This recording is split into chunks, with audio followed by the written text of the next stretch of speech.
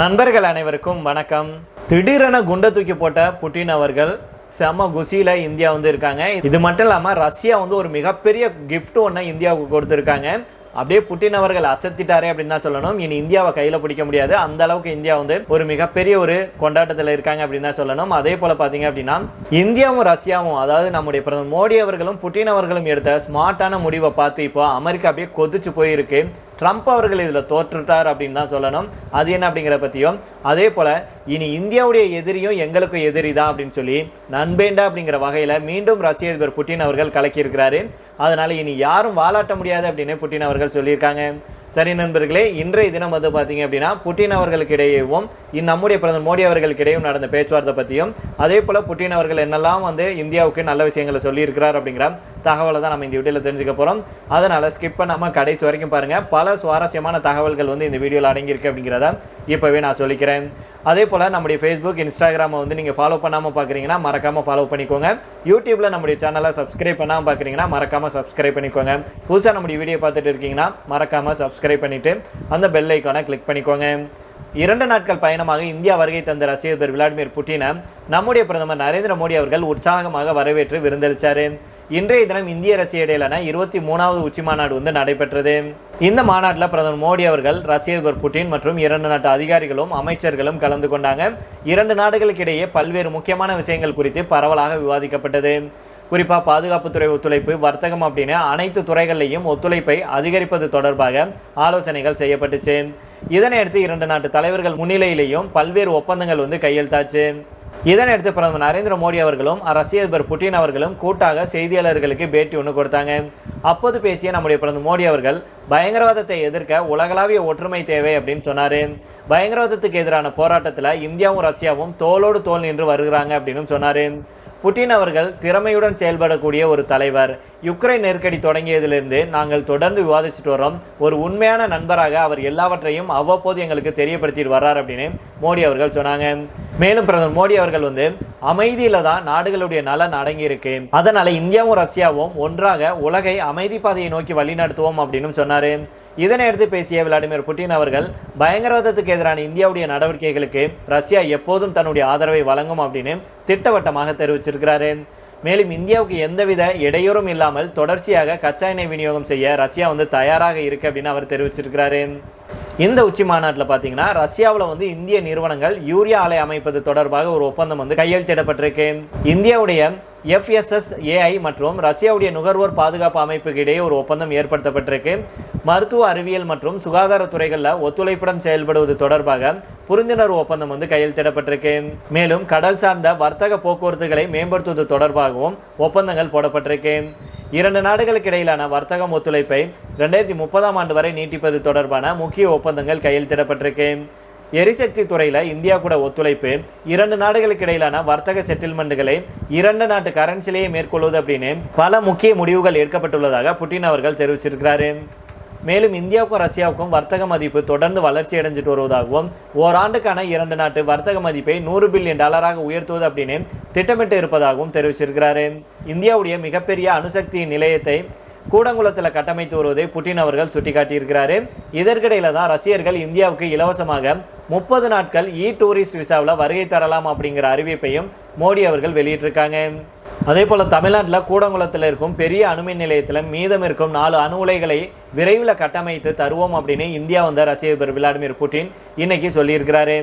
இதற்கிடையில தான் கூடங்குளம் அணுமின் நிலையத்தில் 3வது அணு உலைக்கான எரிபொருளை ரஷ்யா அனுப்ப தொடங்கியிருக்கு. மொத்தம் 7 ராட்சத விமானங்களில் அணு உலைக்கான எரிபொருள் வர உள்ள நிலையில் முதற் தொகுப்பு இறங்கியிருக்கு. இதனால் விரைவில் கூடங்குளத்தில் 3வது அணு உலை செயல்பாட்டுக்கு வர இருக்கு அப்படிங்கிறது குறிப்பிடத்தக்கது. கூடங்குளத்தில் தற்போது 2 அணு உலைகள் மட்டும்தான் செயல்பாட்டுக்கு வந்திருக்கு. முதல் அணு உலை கடந்த 2013ஆம் ஆண்டிலையும் 2வது அணு உலை 2016ஆம் ஆண்டிலையும் நடைமுறைக்கு வந்துச்சு. இந்த அணு உலைகளிலிருந்து தயாரிக்கப்படும் மின்சாரம் தற்போது மக்களுக்கு வழங்கப்பட்டு வருது. இதில் ஒவ்வொரு அணு உலையும் 1000 மெகாவாட் திறன் கொண்டவையாகும். தற்போது 2 அணு உலைகளிலிருந்து 1800 மெகாவாட் மின்சாரம் உற்பத்தி செய்யப்படுது. மற்ற 4 அணு உலைகள் கட்டுமானத்தில் இருக்கு. இதற்கான கட்டுமான பணிகளை ரஷ்யாவுடைய நிறுவனம் மேற்கொண்டுட்டு வர்றாங்க. ரஷ்யாவுடைய ரோசோட்டமின் நிறுவனம் தான் இந்த பணிகளை செயல்படுத்திட்டு வர்றாங்க. தற்போது 3வது அணு உலையை விரைவில் செயல்பாட்டுக்கு கொண்டுட்டு வர தேவையான நடவடிக்கைகள் தொடங்கியிருக்கு அப்படின்னு சொல்லியிருக்காங்க. இந்த ஒப்பந்தத்தின்படி பார்த்தோம்னா ரஷ்யாவிலிருந்து கூடங்குளம் 3வது அணு உலைக்கான எரிபொருள் சப்ளையை தொடங்கியிருக்காங்க. ரஷ்ய அதிபர் புட்டின் இந்தியாவுக்கு 2 நாள் சுற்றுப்பயணமாக நேற்று வந்தார். இந்த நிலையில தான் ரஷ்யாவிலிருந்து தற்போது முதற்கட்டமாக அணு உலைக்கான எரிபொருள் சப்ளை தொடங்கி இருக்கு. மொத்தம் 7 விமானங்கள்ல இந்த பொருட்கள் இந்தியா வரும் நிலையில முதல் தொகுப்பு வந்திருக்கு அப்படின்னு சொல்லியிருக்காங்க. மேலும் இது தொடர்பாக 2024ஆம் ஆண்டுல ஒப்பந்தம் கையெழுத்தான நிலையில தான் இப்போது முதல் தொகுப்பு கிடைச்சிருக்கு. 7 தொகுப்பும் இந்தியா வரும் பட்சத்துல கூடங்குளத்துல செயல்பாட்டுக்கு வர இருக்கும் 3வது மற்றும் 4வது அணு உலையின் ஆயுட்காலத்துக்கு தேவையான அணு எரிபொருள் கிடைக்கும் அப்படின்னு சொல்லியிருக்காங்க. இதோட மட்டும் நிறுத்தி விடல ரஷ்யா சர்ப்ரைஸ் கொடுக்கறதுக்கு மேலும் ஒன்று கொடுத்திருக்காங்க. இந்தியாவுக்கு RD-191M செமி கிரையோஜெனிக் ராக்கெட் என்ஜினுக்கான முழுமையான தொழில்நுட்ப பரிமாற்றத்துக்கு ரஷ்யா ஒப்புதல் அளிச்சிருக்காங்க.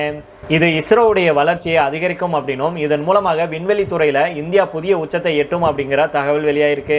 இந்தியா விரைவில் ககன்யான் திட்டம் மூலம் மனிதர்களை விண்வெளிக்கு அனுப்ப இருக்காங்க. இந்த திட்டத்துக்கு RD-191M semi cryogenic rocket engine பெரிய அளவில் உதவும். இஸ்ரோ பயன்படுத்தும் LV-M3 ராக்கெட்டுகள்ல 3 நிலைகள் இருக்கும்.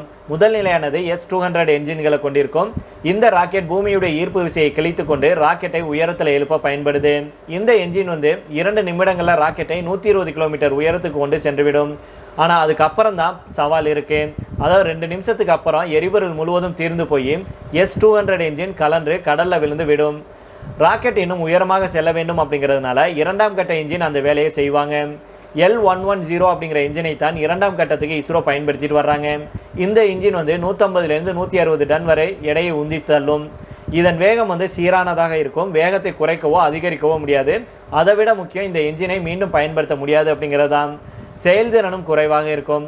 தற்போது RD-191M செமி கிரையோஜெனிக் ராக்கெட் என்ஜினுக்கான முழுமையான தொழில்நுட்ப பரிமாற்றத்துக்கு ரஷ்யா ஒப்புதல் அளிச்சிருக்கிறதுனால L-110க்கு மாற்றாக RD-191M இன்ஜினை பயன்படுத்த இஸ்ரோ திட்டமிட்டு வர்றாங்க.